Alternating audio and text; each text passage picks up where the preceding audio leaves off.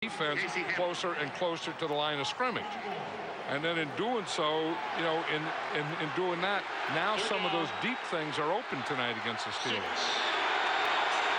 Tonight, White has thrown 3 passes to targets 20 or more yards from the line of scrimmage. 3rd down and 6. Shotgun. Nickel defense for Pittsburgh. They blitz. White on the run, and White throws incomplete because you had Brian McFadden, the rookie out of Florida State, coming off the corner to put the heat on Wright. And he felt that pressure coming from his backside, so he had to roll to the right. And again, he had no one to throw to, so he just threw it away. This is what the Steelers do probably more than anyone in football, is those overload blitzes. They overload one side, get one more rusher than you have blocker, come from that side. They did it from the left side that time. 43-yard attempt for Matt Stover. Jacksonville gets it down, and Stover's kick is off the upright. This is about as tough a place as there is in the NFL for a field goal kicker. There's never been a 50-yarder in this stadium. You've got the open end toward the east. You've got a swirling wind. You've got every excuse in the book. The field is a little chewed up, and so this is a very common occurrence here. I'll give you another excuse, a bad snap. Yeah, Zastudil got it down. He did a nice job getting it down. Yeah, he did, but it was behind him, and he had to bring it over, so the timing was a little off. And so again, that's just to add an excuse for you. It looked like it was going to draw in, and then it just stopped drawing. And so it comes back to the 33-yard line. For a kicker, you don't want to hear that second doink. No. One here, and then nothing else. and the crowd silent. Roethlisberger standing tall in the pocket, and the pass is incomplete. It's dropped by Heath Miller. So we were talking about Deion Sanders before. I mean, Deion had not only a great career, but it was spectacular, and he was vibrant, and a great quote. And you know, you always knew where Deion was. You always knew when Deion was in the game. And then he did a great job on television. He went to the studio at CBS for a while, and then he just had to play again. And it's so funny because, I mean, now he's probably less visible than he's been in 15 years. Right, he just comes in on passing situations as a nickel or dime back, and he covers the slot. One of those things he would never do when he was a starting corner. On 2nd and 15, it's batted, and then it is caught, and Hines Ward somehow comes up with it and is able to signal first down.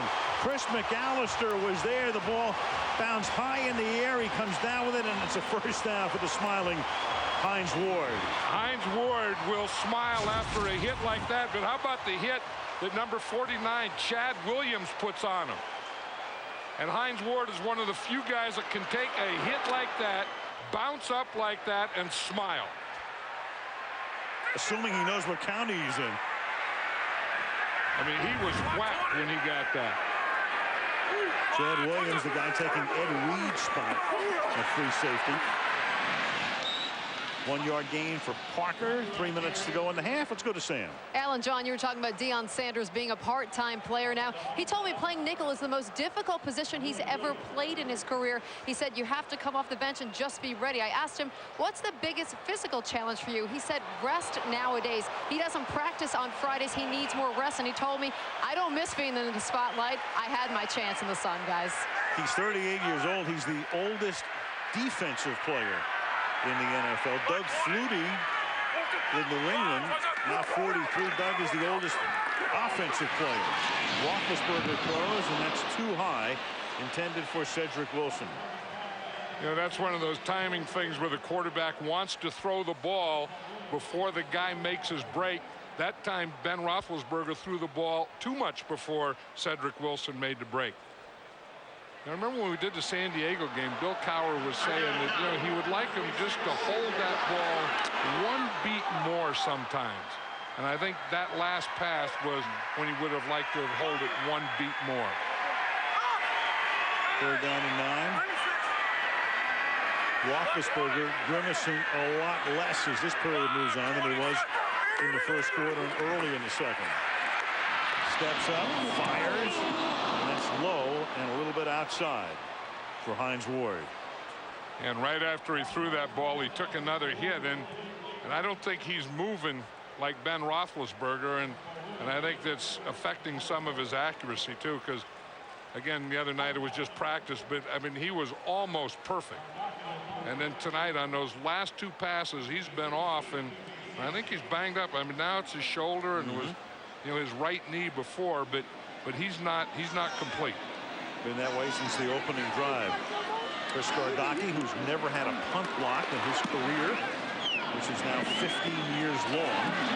DJ Sams, he fields it at the 14-yard line and takes a pounding, and a flag comes in for perhaps a late hit at the end of the play. Well, that is a pounding. They've been pounding each other. Remember the old deal as a kid where you couldn't can the center, that anytime the center had During the return, illegal block in the back. Number 46, receiving team, 10-yard penalty, first down. DJ Ward.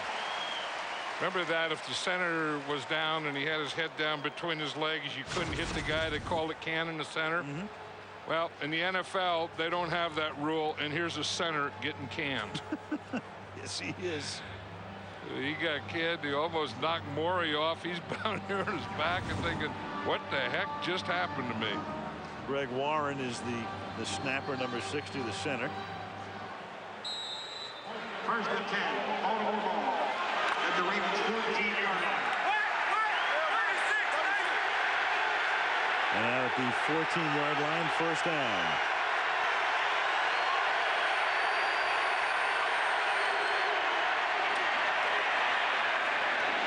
Chester Taylor up to the 16-yard line. 2 minutes remaining in the opening half. Ravens hanging with them. It's Baltimore 10, Pittsburgh 10.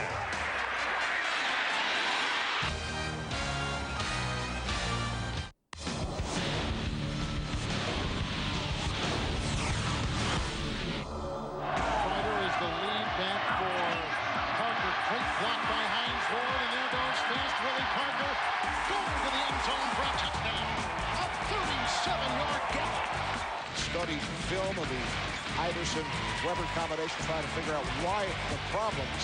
Oh, Carter! From Jefferson. Manning looking. Here comes the pressure. Pass away. Catch is made. It's Turner again against the Broncos like he did back in '98. Doing too much today. A couple of bogeys at 7 and 8 hurt him. Oh, look at this! For Steve Lowry. That helps the batting average. You bet it does. That gets him to...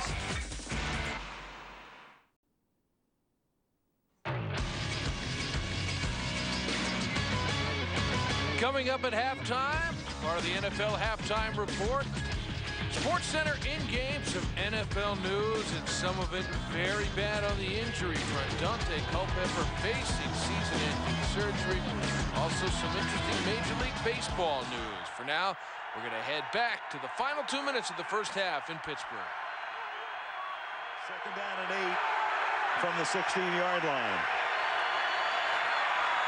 Right to the outside, and that is caught by Daniel Wilcox. He makes his second catch of the night, but he's a little short of the first. It'll be 3rd down and 1. I'm impressed with Anthony Wright tonight, because you know that old cliche, they say play within yourself. I have the feeling that he is playing within himself, but not getting so conservative that he's doing nothing. I mean, he's playing within himself, but when there's a shot there, he's trying to get the shot. 3rd and 1 from the 23. And does he get the first down? Troy Polamalu hits Chester Taylor as he gets just about to the yellow line, and Moreeeee says, I don't even need to measure. That's a first down. You know, if there's going to be a short yardage play, watch Troy Polamalu there, number 43. He's coming on the blitz. That's the same thing that he did in the end zone. Remember when Jamal Lewis was coming out of there, he ran that same blitz and he missed him. That time he wrapped him up.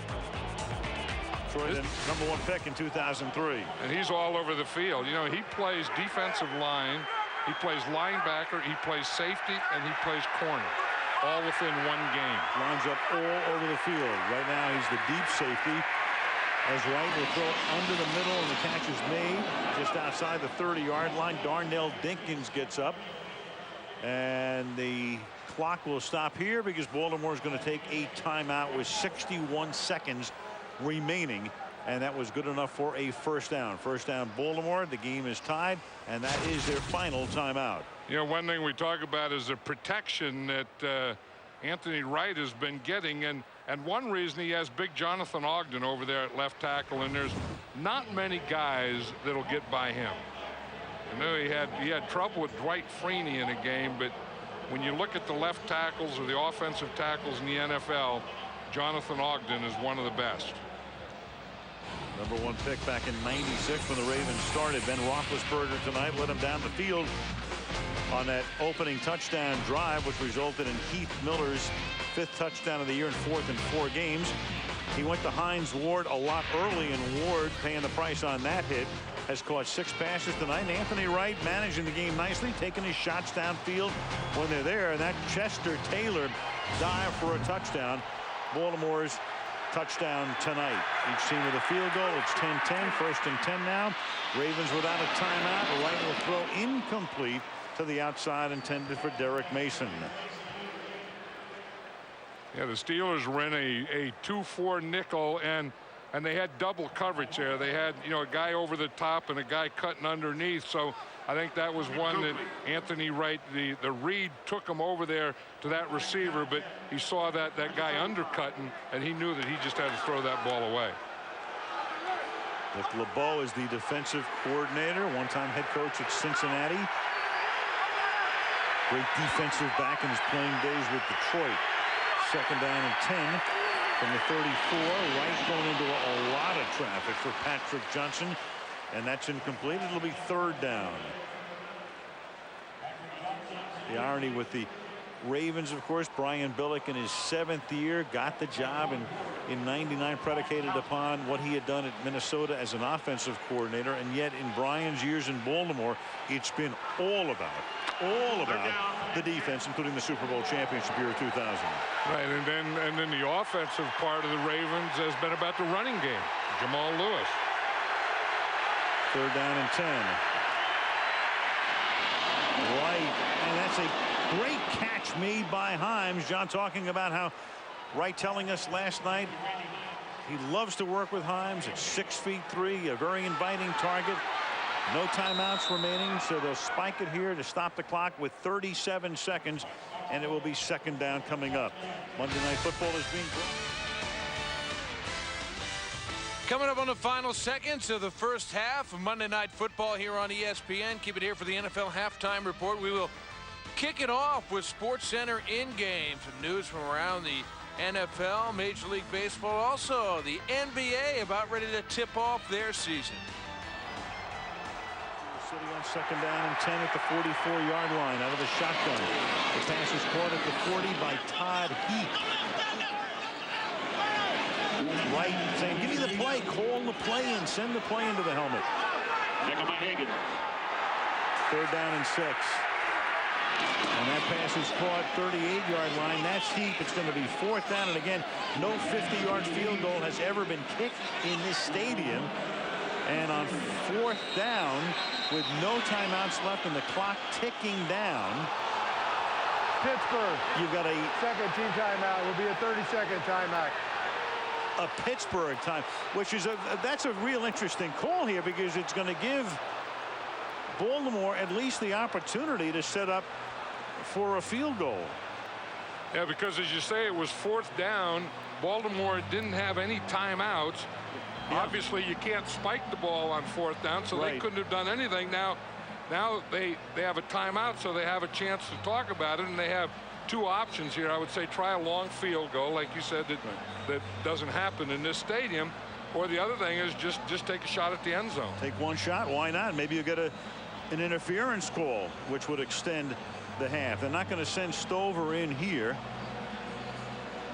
and instead take that one last shot, and if Pittsburgh has any time left, it'll be time for only one play. Aaron Elling would be their long field goal kicker, but they're not going to go with him either. trips to the right here. It's 4th down and 3. And now you've got Edwin Mulatalo moving. False start, number 64, offense, 5-yard penalty, remains 4th down. That's going to move it back to the 43-yard line. You know where he went to high school, Edwin Mulatalo? No.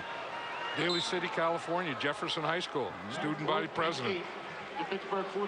Right outside of San Francisco? Right. Your high school. There you go. Now you're talking. Proud of our fellow alumni. Israel, one defensive lineman, 1-3-7 of what the Steelers ran. Right. Rolling to his right. And he's going to launch one to the end zone. He's got a couple of guys down there, but a lot of black shirts down there. And Ike Taylor will come away with the interception. And the ball, was there a whistle is the question. There seems to be a question about that, and apparently there was. When Taylor was in the end zone and went down, and he was contacted, and that is the end of the first half. But the Baltimore Ravens. An exciting first half in Pittsburgh on Monday Night Football. The injury-depleted Ravens are hanging right with the Steelers. It's 10-all at halftime.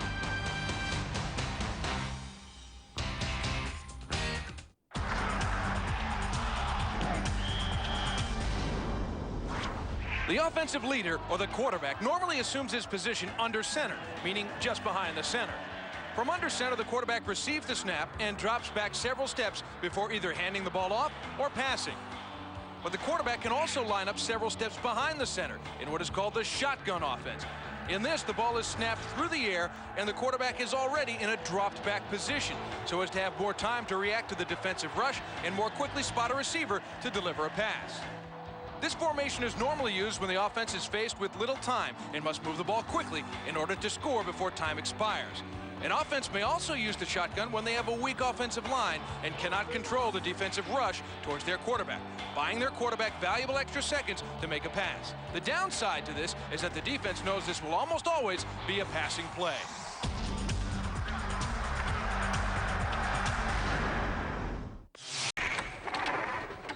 This is SportsCenter in-game. Minnesota Vikings quarterback Dante Culpepper will miss the rest of the season and perhaps part of next season because of a severe injury to his right knee. Culpepper sustained damage to the 3 major ligaments, the ACL, PCL, and MCL. Coach Mike Tice said Monday that Culpepper was hurt on the final play of the first quarter in Sunday's loss at Carolina. He'll have surgery in the coming weeks once the swelling subsides. In stunning Major League Baseball news, Theo Epstein stunned the Red Sox in the baseball world after walking his way from his job as GM just hours before his deal was set to expire. Epstein told his bosses and associates at the Red Sox offices that he's decided not to accept a 3-year deal worth $1.5 million a year. An extension for a contract he originally signed in 2002 that made him the youngest GM in history at under 29 years of age. Epstein is leaving because of intra-organizational politics and power struggles.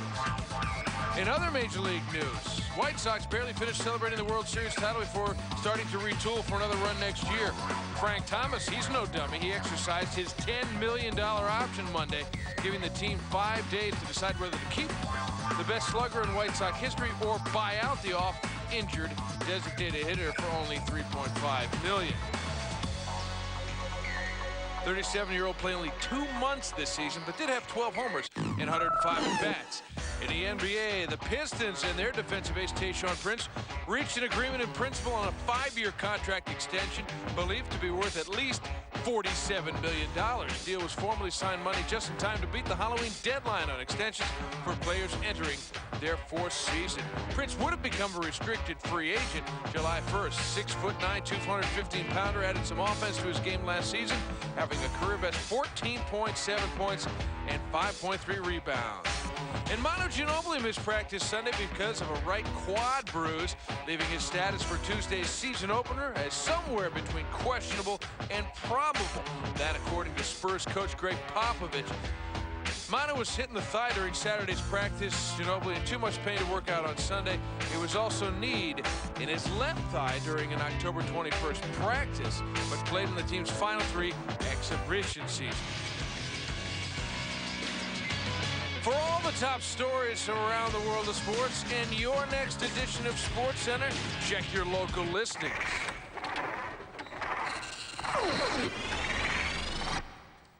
Picking up that one.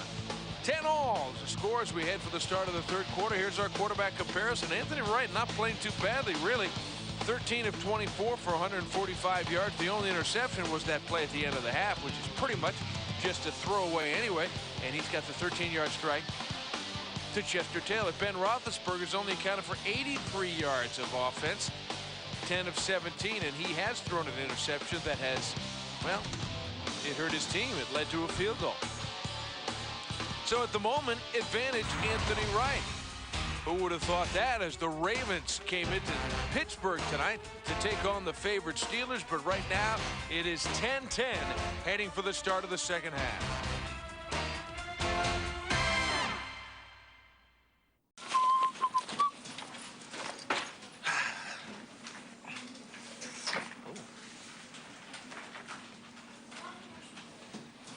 Scott? Mm-hmm.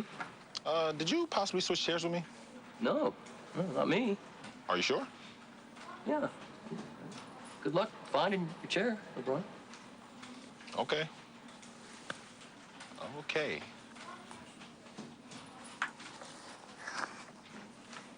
And now another great moment on ESPN. The UEFA Champions League final, the top prize of European club football, has produced some of the most memorable games in history. In 2004, an unlikely pair of teams squared off. High-scoring Monaco and the Giant Killers Porto took the pitch for 90 minutes of unforgettable football. And in the end, it was Porto, the pride of Portugal, holding the European Cup high for the world to see. A celebration of sports memories from around the globe. Great moments on ESPN. Just moments away from the start of the third quarter. Monday Night Football on ESPN, but a pretty entertaining first half. And the Ravens and the Steelers are in a flat-footed tie here as Anthony Wright leading the Ravens in a pretty impressive performance for Wright. Hasn't had a lot of those in his NFL career. Here's a look at the first half stats on a team basis, and it shows why this game is so close. First downs, 9 for the Ravens, 10 for the Steelers. Neither team's rushing for a whole lot of yards, but the Ravens are getting the better of the passing. We've already had 4 turnovers in this game, 2 by each team. Steelers are winning the battle of time of possession, which is what you would expect, but you would also expect the Steelers to be leading over a depleted Baltimore Ravens squad, which is 2-4, playing without its 2 top defensive players, Ray Lewis and Ed Reed. We're going to get you back out to Heinz Field in Pittsburgh for the start of the third quarter. Al Michaels and John Madden. Quarter. And the Steelers to kick it off with Jeff Reed to send it down into the direction of B.J. Sams.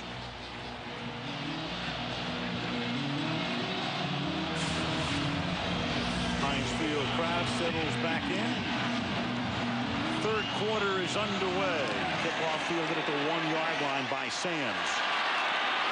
And he gets taken down at the 23-yard line. Andre Frazier had him in his sights, made the hit, and there's a flag down at the 15-yard line. So we'll start with a call from Pete Morelli's crew. During the return, illegal block in the back.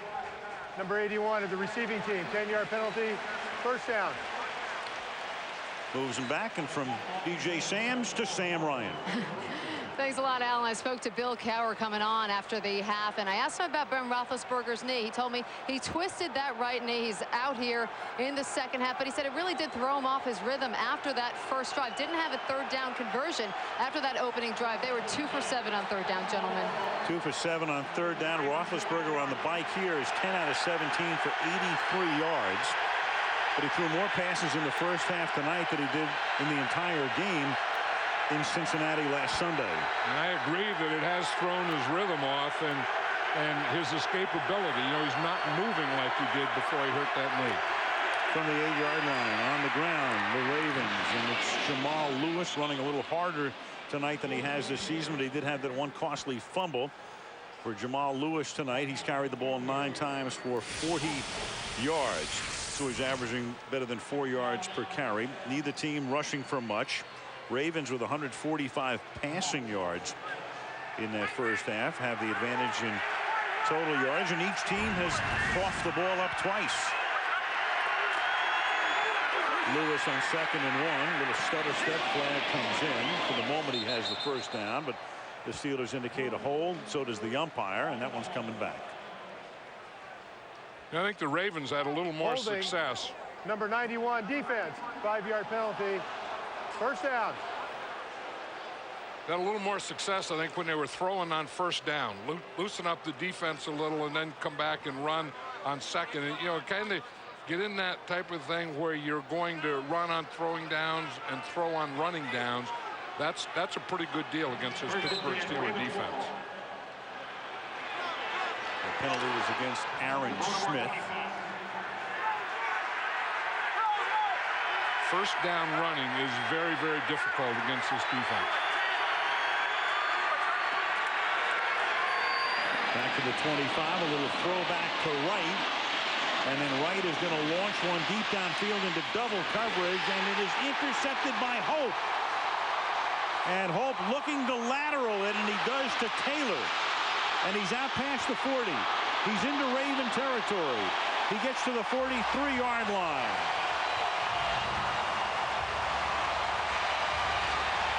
So trickery and deceit gets them nowhere here as Wright throws into double coverage.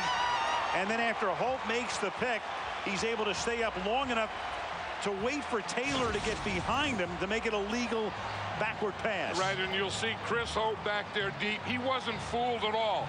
He didn't come up for the run. He didn't come up when Anthony Wright had the ball. He just sat back there. And then by the time the ball got there, it ended up in a double team, but Hope was back there the whole time. And he waited for Taylor. And the ball is at the 43, and now you've got Brian Billick out on. He may be challenging forward progress. The runner was down by contact. Well, he's going to say that Hope, after the interception, was down by contact, and the yardage gained after the lateral to Taylor should not count. That's the challenge here as we step away for a minute.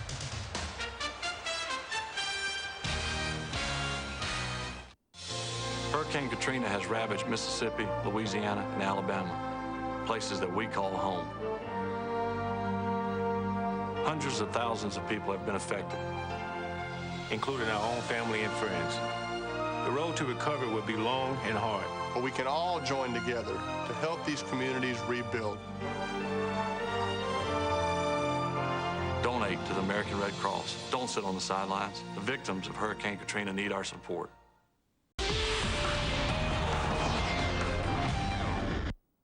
This telecast is copyrighted by the NFL for the private use of our audience. Any other use of this telecast or of any pictures, descriptions, or accounts of the game without the NFL's consent is prohibited.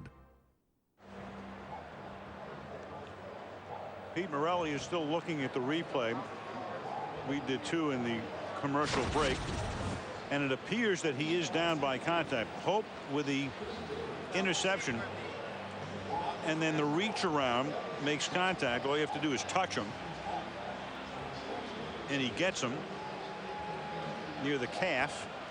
And that would be enough to negate what would be about a 22-yard gain after the lateral.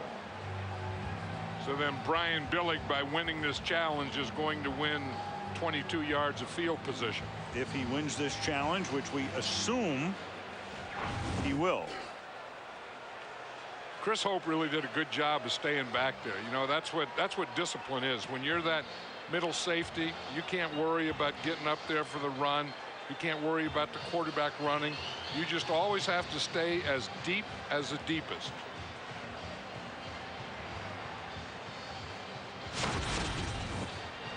We just look, here's the safety right here. Now all these other guys can take care of run and everything up front. And you just have to stay deep. You see the run starts there. He doesn't come up. He just stays deep. Then he feels a defender coming there. Stay as deep as the deepest. Don't let anyone get behind you. After reviewing the play, the runner was touched and down by contact. The ball will be placed on the 36-yard line, first down. Please set the game clock to 13:55.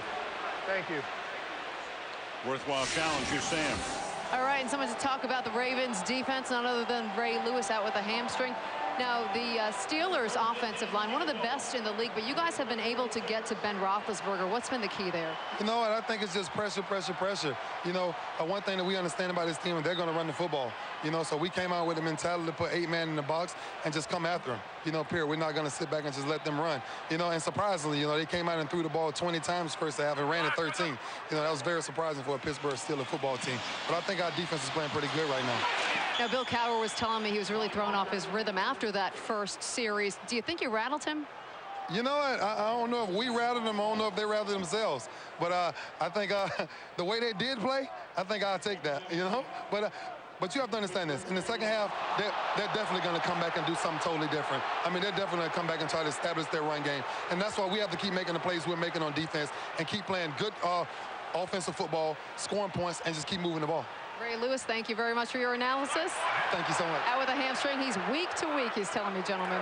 And after that Parker gain, Sam, you could hear the crowd roaring, and what they were roaring about is that on that play with Parker, when they put it up on the board, it looked like there was a face mask infraction, which wasn't called. Now Parker again here, and you saw Bill Cowher, who was upset as well. It'll be 3rd down and 6 now at the 40-yard line. I was talking to Ben Roethlisberger the other day, and this is a situation that he's really not too fond of. You know, the most difficult passing situation is that 3rd and, 5 or more. And when you run and don't make it on 1st and 2nd, then you get in this 3rd down and say, okay, Ben, now you take care of it. 4-man rush, good protection.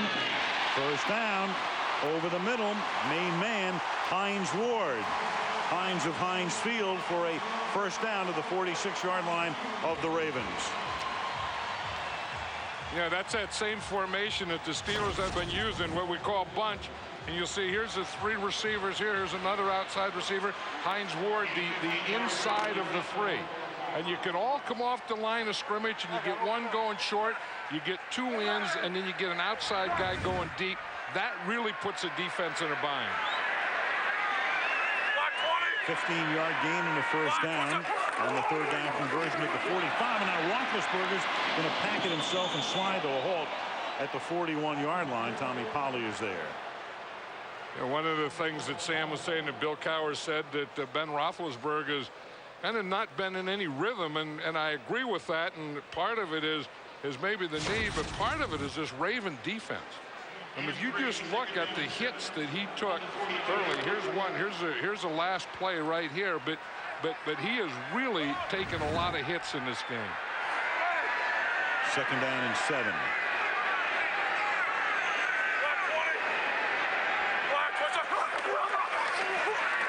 Short drop, quick throw, first down. Antoine Randall L. stopped by Samari Roll at the 31-yard line. Now he's throwing those quicker slants, but you can see the hits that he's taken tonight.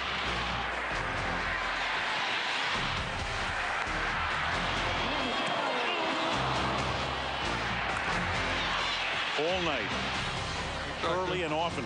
Right. I mean, any Ryan last name defense is going to hit the quarterback a lot. Yes.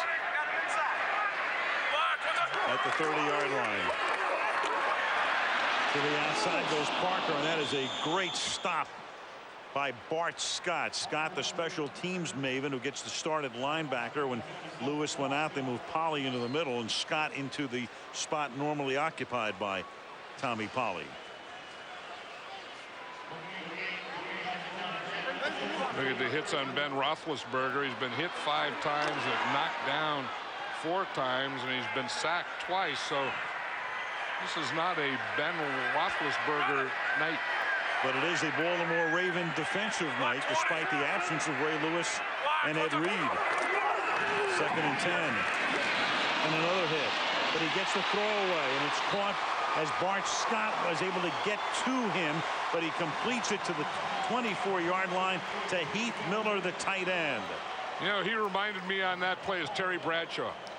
You know, Terry Bradshaw was so big and so strong that you would get there and you would hit him, but he would still get the ball away and complete it. Now, this is amazing. And when you can be going down like that, wrapped up, going to the ground, and still get that much velocity on the ball to complete it, that is something. Roethlisberger, terrific after contact is made with him. We talked about that when we had him 3 weeks ago in San Diego. An example there, 3rd and 4, catch made at the 11-yard line. And Quincy Morgan gets into the act as Quincy Morgan makes his first grab of the night. Good for 12 yards and a first down. You know, and that was man-to-man, and the corner, Chris McAllister, was playing off, and they just threw it out in front of him. And that's what you look for when you see man-to-man out here and a corner given that much cushion. You have to be able to complete that pass all night. From the 12. This drive started back at the Pittsburgh 36. Flip cut Ward, and he gets rolled down by the left cornerback McAllister after a short pickup.